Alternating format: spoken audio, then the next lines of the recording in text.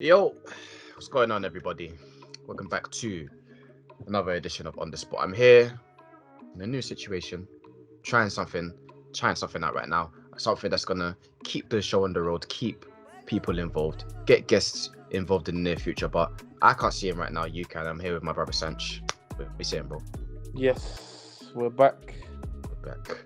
It's been a while. It's been a while. It has, to be honest, but hopefully we're back to full effect. Happy New Year to the people then. Hope everyone had a good time. Everybody's safe. Everyone's sick right now, from what I know. But hopefully just keep your immune system up. Eat your oranges. You'll be alright, trust me. But like, share, comment, subscribe, all that jazzy stuff. Hit the bell. Our boy Doggo. Never gonna fold. Hit the bell.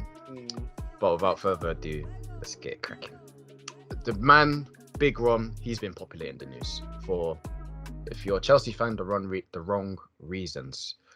Did an interview in Italian. The crazy thing is, I haven't actually watched the interview, but I heard it's in Italian, so I won't waste my time because I won't understand what he's saying. But in essence, he basically has said that he's not enjoying his time at Chelsea right now. Problems with the gaffer. Problems with his playing time, problems with the system.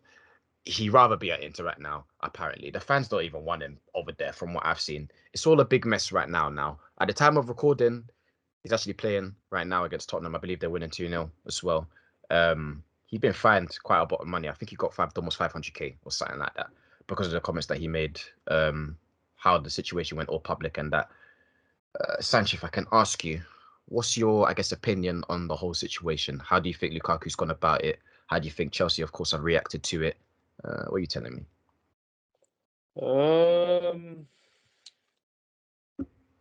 Listen, I'm all for honest conversations. I'm all for footballers not coming now and talking as if they're getting controlled by someone behind their neck and that. But as with everything, there's lines were crossed. So there's a balance. You got to find your balance, and you can't, in my opinion, come out and start talking like that. Like, there's no excuse for it. The timing, the way he's performed this season, like, in my opinion, like, who does the guy think he is? Like, he's talking. I've seen a comment about Bayern Munich, Real Madrid, but like, who does this bloke think? Oh, I saw that. That's like, that was a bit of a mad one right there. Even I if won't lie. Lewan said that, you'll be like, hearing it. bloody hell, you're moving mad, but it's Lewan. Oh, yeah, I would say, yeah, I'm hearing it, from him. Fair, but you'll be more inclined to, innit? But he sees himself in that cut of cloth. Calm. You know what I mean? That's why I like the honesty. But Yeah, like I said, but... bro, you're contracted to a football club. You've been there for no less than 6 months, and you're just moving mad. Like, for me and for us, we can laugh at it. But if my man played for United and done that, bro, I would have washed my hands with him. I'll be fuming. Want him gone? Yeah, I'll be fuming. It's the way he's talking, he's the way he's talking about Milan, the way he's talking about Laturo, the way he's talking about the top 3 clubs in the world, apparently. So what are you doing here? Why did you leave? Why did you come back? If you loved it so much, it's true. It's true still. So again, I'm here for the honesty. I'm here for footballers, not this old boring narrative of just the answers you want to hear, innit? But like I said, with everything there comes a balance, and he crossed the line completely. He deserved everything he got, and I'm kind of surprised he's got let back in this easily, to be honest with you. So I feel like he's a very lucky boy. And we're not watching the game, but I would have liked to see the atmosphere, the reception. Yeah, I would. That would have been actually very interesting, Yeah, you. I've been seeing a lot of people commenting saying that he's been very honest. He's been this, he's been that. But no, I'm not having it. I'm not having it. What would you say? What would you say he said a lot of things, obviously, but in your opinion, I guess, what would you say is his main reasoning for coming out in the first place? Because I have no idea. That's the problem. I can't give you an answer. Yeah, the difficult part for me about it is like you can't really pinpoint what his end goal kind of is. Whether it's bro. Like I don't know if he's trying to force his way into the team, if he's trying to get the style of play changed, or like maybe he wants to leave. I don't know what his thing is, innit? he kind of just came out and said a bunch of not nothing, but he kind of just said a bunch of points, and there's no like nothing is sticking. Do you know what I mean? And apparently it was after the United game where he's just coming back from injury. Like he was struggling. So Like it doesn't even make sense that for. was the main issue. What was the end goal? What was the end goal from all I of don't, that? He's I don't been at the know. club for 6 months. Apparently, it was his dream move or something. And he's talking about 3 other clubs. The way he said the 3 other clubs, yeah, it was coming across like he wanted to play for one of them clubs. And it was cash money. Like it was like that's a And he guarantee. I'm wanted going to to one do of all them. of that, but Mm. it's like he settled. He had to settle for Chelsea because none of them clubs could afford him or anything. Like Ah, a lot of it just came, and even his apology. He's coming I ain't out. watched it. You know, I ain't watched it. Apparently, it's an apology. I watched it. It said something about an apology and saying something like now wasn't the right timing. So Right. what are you saying? So you're saying now's not the right time, but maybe in 6 months you're gonna revisit it, or like he's saying how he wants to go back to Milan, how much he misses Laturo. Like for me, nah, out of touch, out of taste. Like I didn't like it, I don't know. and You know. because it's Chelsea, I don't care. But if that was my striker, Mm-hmm. I want him gone. I want him gone this month. Do you know what it is? I feel like. Do you know the jokes that get run on him on Twitter about him Yeah. not knowing where he's from, Americanizing himself, obviously the Rock Nation, all this kind of stuff. Mm-hmm. In American sports, yeah, it's very, very common in leagues like the NFL, or not really the NFL, to be honest. You need to be one of the big, like the Tom Brady's or the Patrick Mahomes or whatever. But in basketball, especially, yeah, players run like their leagues basically, innit? So imagine if let's say if this is the Lakers now, and like LeBron James has come out saying the Lakers are this, they're that, they're not hearing me, like I'm trying to play my way or play, they don't trying to listen. Like the maddest thing could happen, like a coach get fired, like players could get traded, like maddest things happen because if LeBron James is unhappy and he leaves, like you're fucked, kind of thing, innit? And it's a thing where I don't know if he's trying to do some player power tactic where he's trying to muscle his way to maybe get a style of play changed, or he's trying to do whatever he's trying to do. It's not running here, in it, because I don't think players run this league at the end of the day. You know, obviously, clubs do a lot to support these players and try and keep them as happy as possible. But at the end of the day, if Real Madrid come in with 80 million, 90 million, 100 million, he's gone. And they will replace him with another 100 million pound player. Haaland's on the market, whoever's on the market, whatever in it. So I don't know if he's got in his head that maybe he thinks, oh, I'm a big boy player, I'm getting all this money, I'm gonna muscle my way and get my way. If that's what he thought, then I don't know. He's a lost man. And I thought he was a very smart player. I thought he was a very smart guy, but I guess he's not. You know? Yeah, I didn't. Because the That, reaction that he's that was got, the there's main no way he question. expected this. There's no That way was he the main expected what. question. Yeah. Like, what was the end goal? I don't really get you've just moved to the club. Like, if you didn't want to come in the first place, why did you leave? There's no way he expected this reaction from what he said. Maybe he thought people was going to back him. Sorry, I think my mum just even walked in the room, you know. I don't know if people thought he was going to back him or fans were going to be like, oh, yeah, you know what, Lukaku's right, Tuchel, what are you doing, rah, rah, rah. Mate, Mike Gaffer's just won the Champions League. He's got your defence pattern. He's got so many things sorted out in the club. Why do you think that just because you've come in on a good feel story situation and you're the best striker at the club, blah, blah, blah, why do you think now that the fans are suddenly just going to turn on this man who's basically turned their club upside down? You know what I mean? I don't know. It doesn't make sense.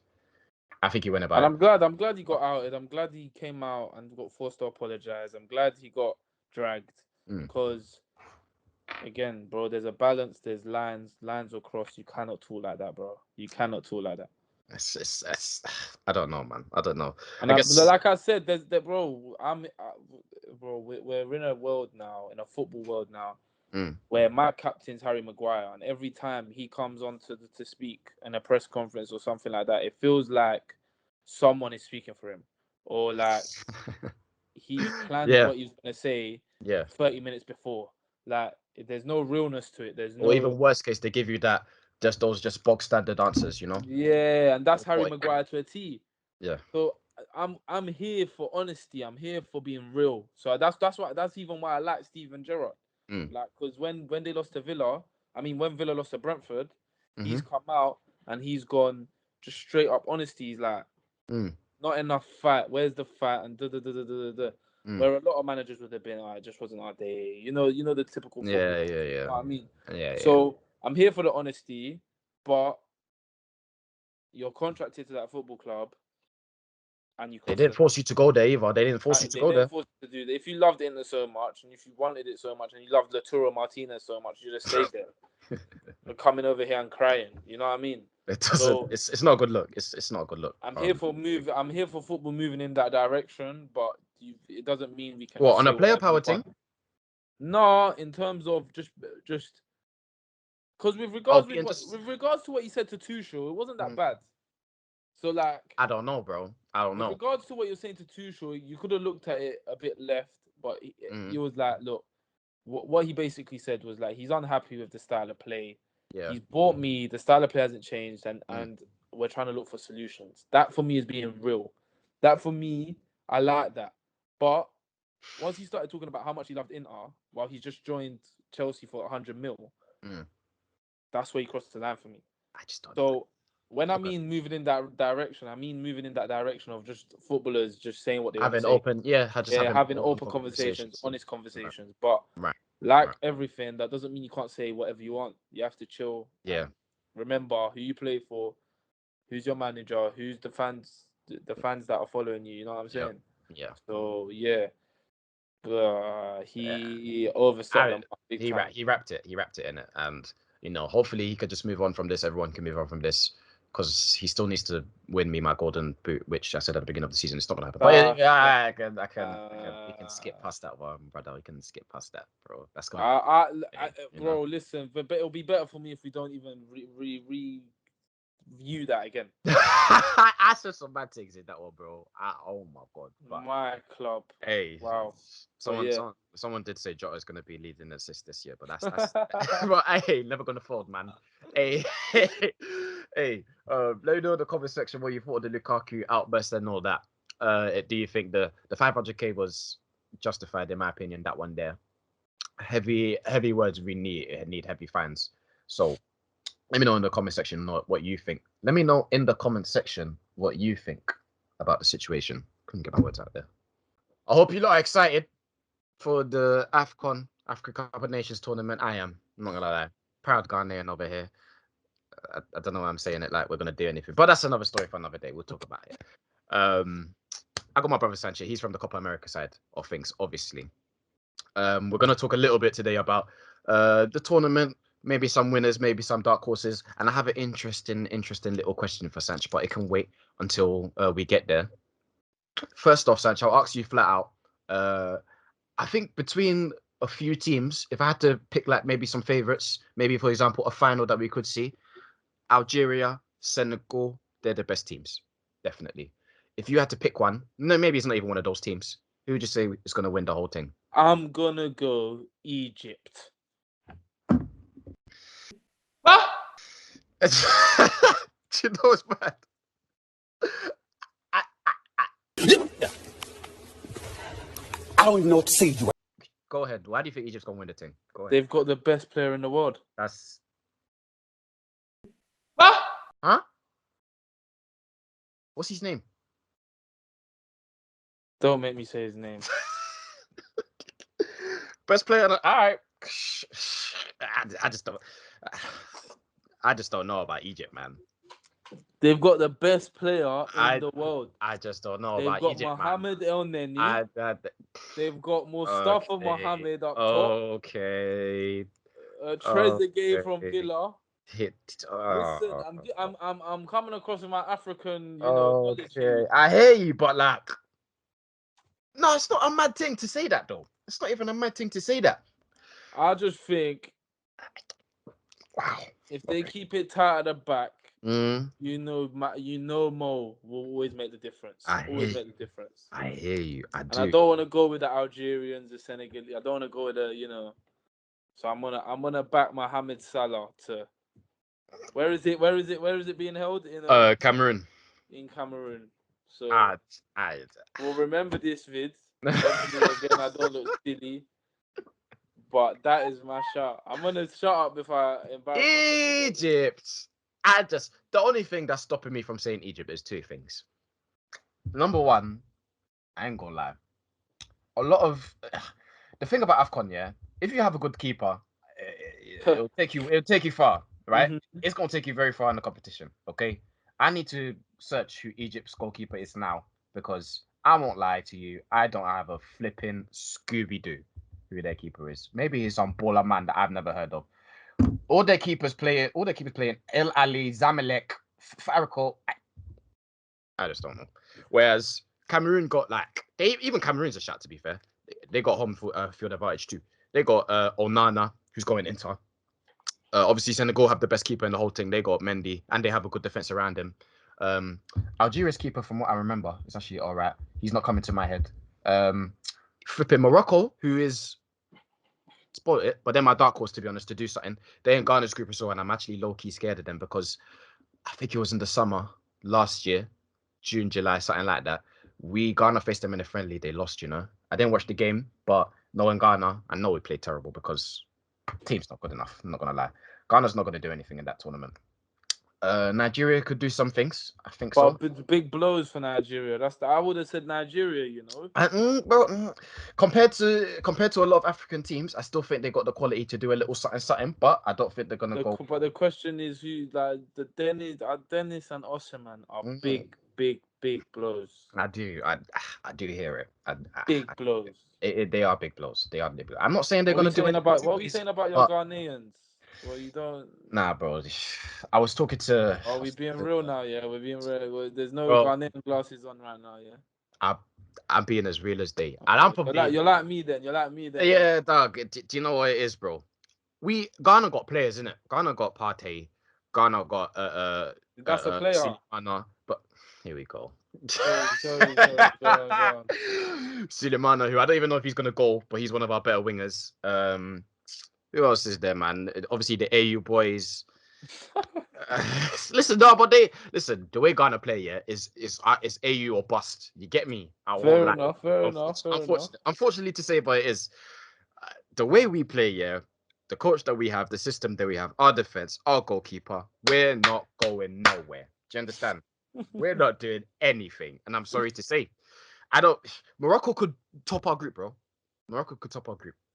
Top two go through. Did the top two go through? Top two go through, and then I think there's some sort of third place playoff situation. Okay. But I ain't trying to see Ghana in that thing. What? Second minimum? Don't violate.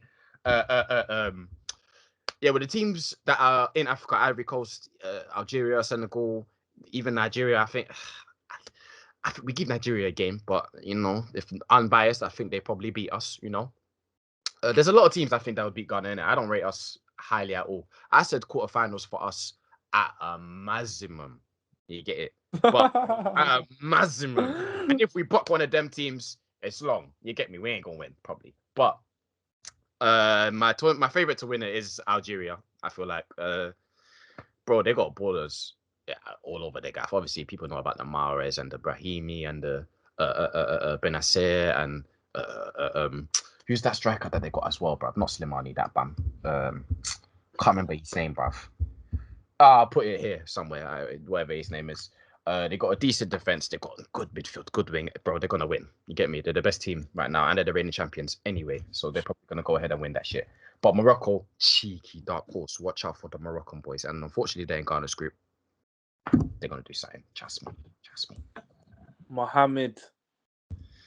The only thing that's stopping me here is that you see. Oh no! Don't get me wrong. The defense and the back. Listen, I just don't. No. It's not even. The back line is non-existent. It's not even that right now, bro. It's not even that. It's the thing where it's like, if Liverpool want to do anything, yeah, they're gonna need him, innit? And in the back of his head, I don't know. He must know, yeah. If he wants Egypt to win the whole thing, he needs to do a mazza, yeah.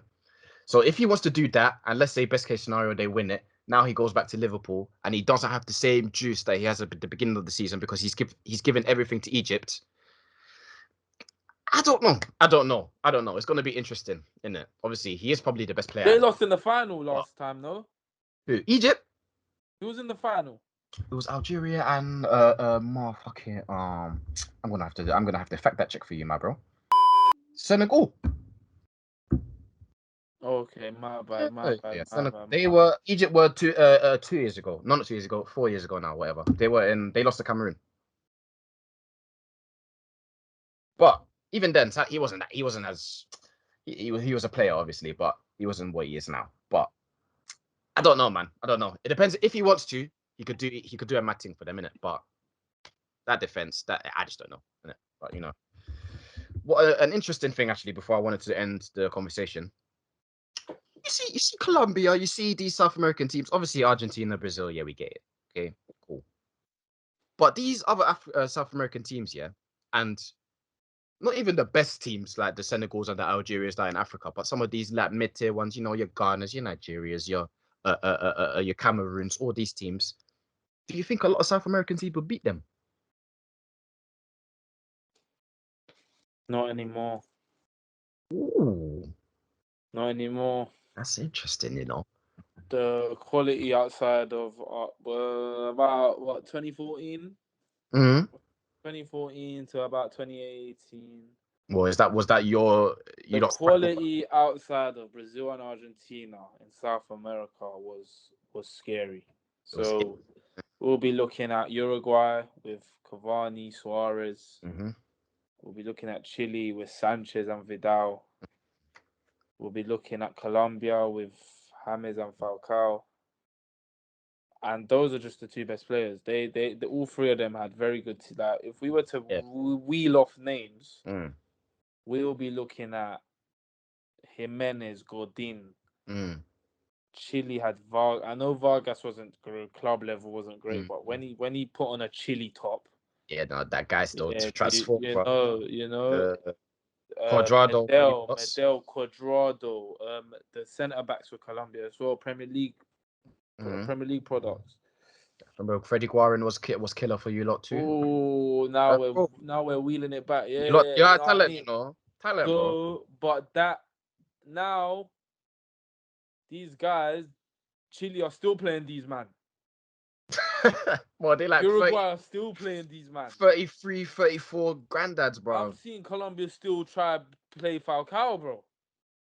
Do you get it? So Andre Ayew ain't 65 years old right now, bro. But hey. So, and I've seen the quality in Africa. Like I said earlier, you got the best player in the world, in my opinion. Well, not the best player in the world, but the best performing player at the moment. Yeah. Okay, So, I can give you that. You like the Nigerian side and Didi, Osimhen, Dennis, like two of the players that are not going. Do you know what I'm saying? Like you said with Ghana, Partey, Mahrez, the Moroccans, like flipping Cameroon, Ivory Coast, bro. Oh, Ivory Coast, you forgot about Ivory Coast, bro. Like I'm even forgetting nations. You know what I mean? But now again, it feels like it's gone back to Argentina and Brazil. And they've gone back to they've always dominated, but now it's just utter domination. That is clear right now, bro. So it'll be good, it'll be tight, but I feel like South America are not what they were, and I think the Africans will probably trump us still. That's interesting, you know, bro.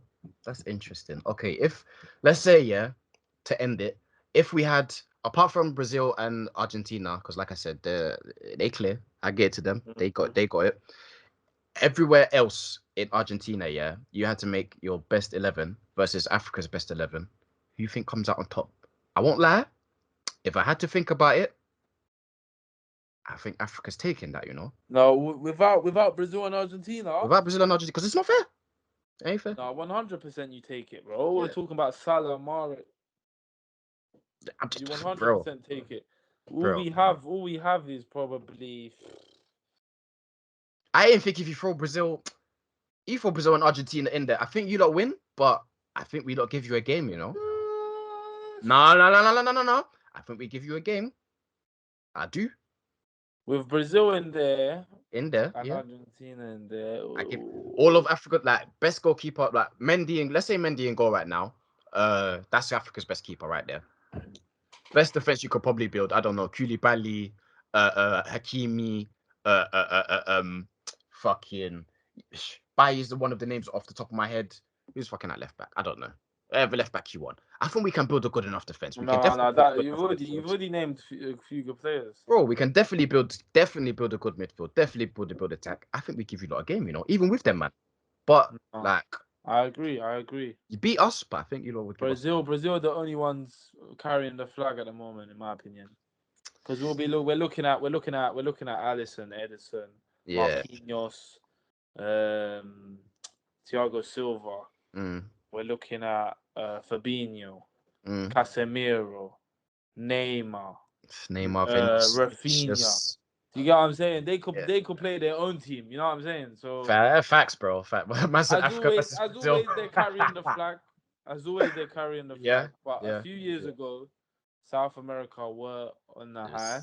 Yeah. But they're coming back down. Africa coming back up. So I think Africa has overtaken the South Americans. To answer your question. Okay, it's fair. It's interesting actually. Let us know in the comment section below, obviously, what you man are saying on AFCON and on the South America-Africa debate. It's very interesting if you think about it. Last topic to round out the first ever on the road, on the spot. Interesting. It's about the fixture congestion that happens at the end of the year, beginning of the year, 2021-22, but it happens every year, to be honest. Obviously, Jurgen Klopp, he's a big complainer. And he loves, big one. And of course, in my opinion, he's the face of Boxing Day games, or these fixture congestion games that happen more time and not in December. They need to go, essentially, and a break needs to happen to let players rest. Now, can I go ahead, Sanch? Can I start? You think the Boxing Day and that should go? No. Oh, okay. No. Sorry. Go on.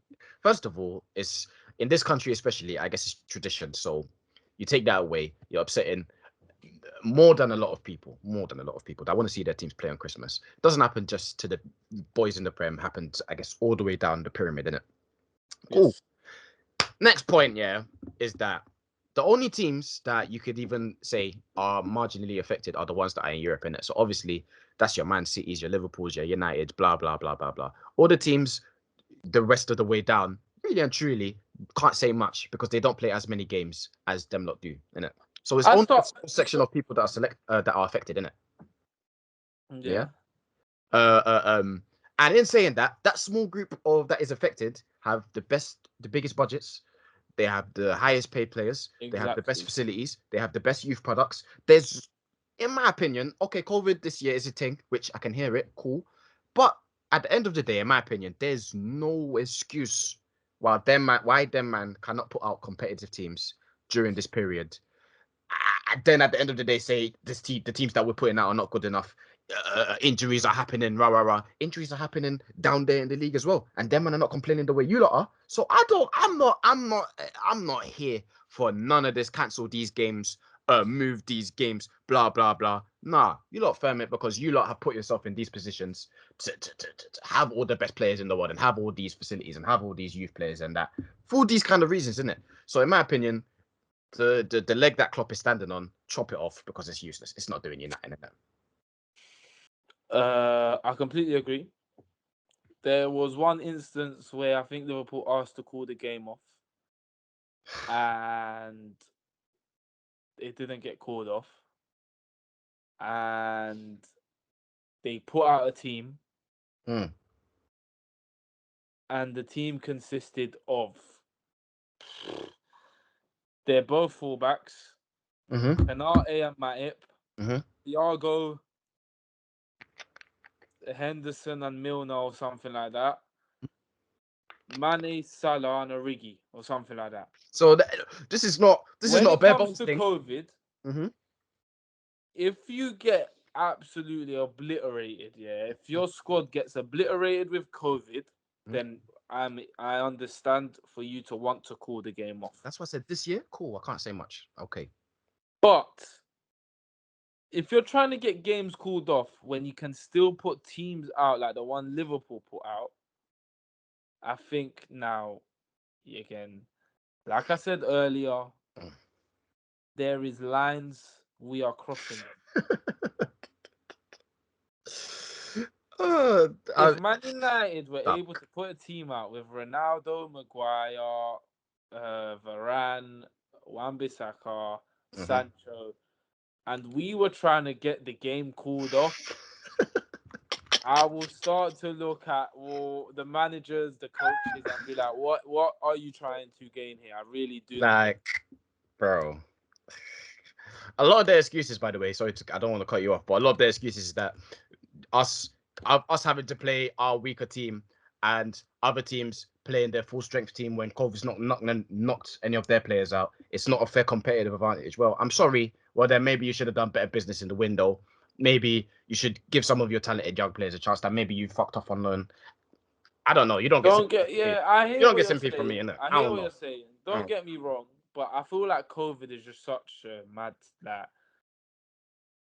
It's just a mad quantity, like it's just an unknown quantity, yeah. So it's just like it's none of our faults. It's what we're living with, and ultimately, we were crying for a year because we had games behind closed doors. We had seasons postponed, and I just feel if you can put a team out that is deeper than any. Oh, like they're sitting there thinking we ain't got a full team. Just get your team out. Like if your bench is full of kids, then your bench is full of kids. If you get a team out, get a team out. And honestly, unless your squad of 25 and there's 21 or 20, 19, 18 man with COVID, then I don't want to hear it. Like, I don't want to hear it. These men are complaining, yeah. You can put out a full strength team and a bench. How many Christmases has Klopp had? And every Christmas, he's the most miserable guy in England. And I hate the guy. I honestly, I hate him. Bro, this man complains for a living, bro. Then he puts out a team like that. Do you remember, by the way, when he was complaining about, I can't remember what the situation was particularly. He was complaining about substitutions or something like that. And then what was it? That's it. I found it, by the way. He was complaining about I think it was last year or maybe the year was before, I can't remember, when they started doing the 5 substitutions thing.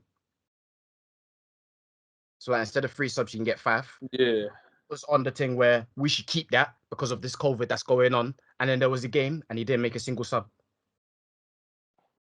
Yeah, and I'm like, I don't know, man. Him in particularly, I don't know. I've been attacking him this whole segment, but I don't know. He's a big kid. I don't know for him, innit? I don't know, but in terms of the fixture congestion, there's.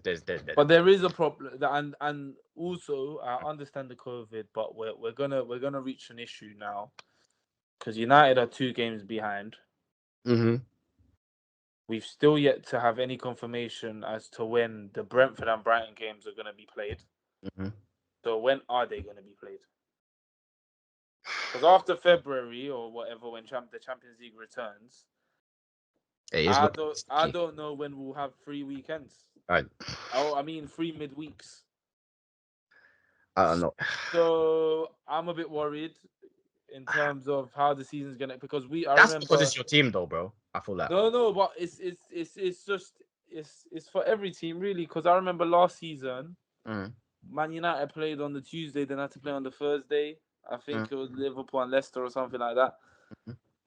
And we're talking about how it's not fair for this team to play that fair. Well, that's not fair either. So we're gonna have to. It's gonna get to a point where you're gonna have to play your games because we're not gonna have any space to play them. We've got a World Cup at the end of the year. Facts. I ain't forgot about that, bro. So like, it looks like it's calmed down. So hopefully that gets sorted out. But yeah, I'm on your side. If you got a team to play the team. And I don't want to hear nothing about cancellations or anything like that. I don't. Honestly, I don't. I just feel like even if it is my team that might be affected, at the end of the day, our budget is probably 100 times bigger than flipping Brentford, and I don't hear too much complaints coming out. And to say, bro, at the moment, I'd rather play the kids. So in the situation, cool. So let's leave it there. At this moment in time, I'd rather watch us play the kids. So. Bro. I wouldn't mind. We could have a whole another. Yeah, let's not get started. Yeah, dog. Because this episode's gonna be quite long anyway. So, my bro, let's leave it there. Let us know what you think about the fixture congestion situation in the Prem. I know other countries obviously they get their nice little breaks and that's nice. But in this country, we like to kick ball in it. Full throttle. You know what I mean, bro? It don't stop. You know what I mean? But let us know what you think in the comment section below. That's the end of the show. Appreciate Sanchi for coming on today on the Zoom thing on the road. I'm gonna have to come up with a name for these kind of situations, bro. We'll still do some on-camera stuff as well, but we're just we're seeing what this one is saying. You know, obviously, like I said at the beginning, it gives a chance for people to get involved. But like, share, comment, subscribe, all that jazzy stuff. Hit the bell. Hit the bell. Without further ado, we're gone. We'll be back next week. Next week we'll be back talking about whatever's going on in the world of football. Hopefully with somebody as well. Barcelona have been on my mind, and if you're watching this, you need to come and explain what your team are doing, because they're doing mad things, innit? But till then, we're out.